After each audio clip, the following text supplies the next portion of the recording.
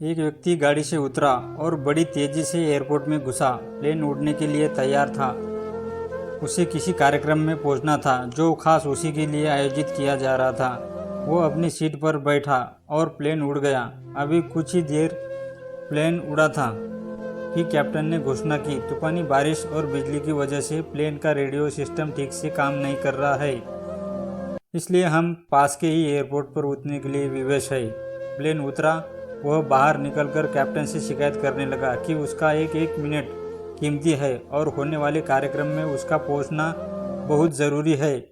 पास खड़े दूसरे यात्री ने उसे पहचान लिया। बोला, डॉक्टर मिश्रा जी, आप जहां पहुंचना चाहते हैं टैक्सी वहां जहां केवल 3 घंटे में पहुंचा सकते हैं। उसने धन्यवाद किया और टैक्सी लेकर निकल पड़ा। लेकिन ये क्या आंधी, तूफान, बिजली, बारिश ने गाड़ी का चलना मुश्किल कर दिया। फिर भी ड्राइवर चलता रहा। अचानक ड्राइवर को आभास हुआ कि वह रास्ता भटक चुका है।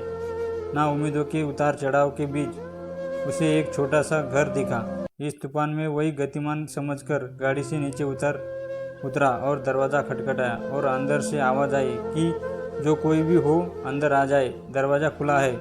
डॉक्टर ने देखा कि अंदर एक बुढ़िया आसन बिछाए भगवत गीता पढ़ रही थी। उसने कहा, माँ जी, अगर आज्ञा हो तो आपका फ़ोन मुझे दे सकती हो। बुढ़िया मुस्कुराई और बोली, बेटा, कौन सा फ़ोन?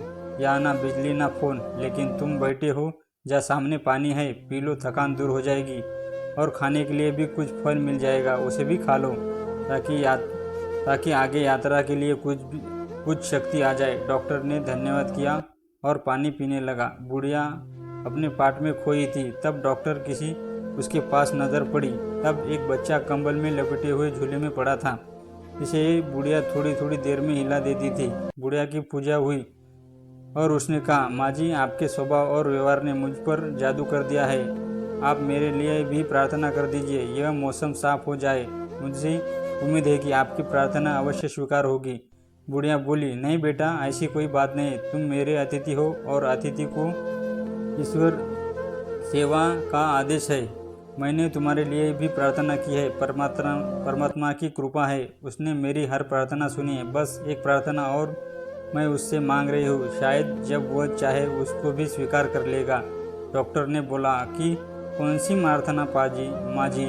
तब बुढ़िया ने कहा, ये जो 2 साल का बच्चा तुम्हारे सामने झूले में पड़ा है, वो मेरा पोता है। ना इसकी माँ जिंदा है, ना ही इसका बाप। इस बुढ़ापे में इसकी जिम्मेदारी मुझ पर है। डॉक्टर कहते हुए, इसे कोई खतरनाक बीमारी है जिसका कोई उपचार नहीं कर सकते। कहते हैं कि एक ही नामवर डॉक्टर है। क्या नाम बताया था उसका? कहा कि डॉक्टर मिश्रा जी, वो इसका ऑपरेशन कर सकता है। लेकिन मैं बुढ़िया कहाँ डॉक्टर तक पहुँच सकती हूँ? लेकर जाऊंगी भी तो पता नहीं वह देखने पर राजी होगा भी या नहीं।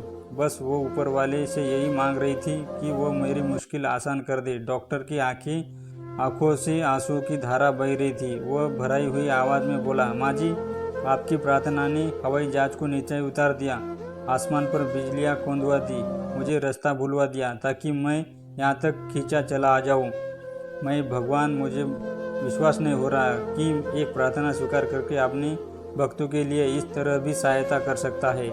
दोस्तों, वह एक सर्वशक्तिमान है। परमात्मा के भक्तों में उसने लगन लगाया तो देखा जाकर प्राणी असहाय हो जाता है, वह उसकी परम कृपा शुरू होती है।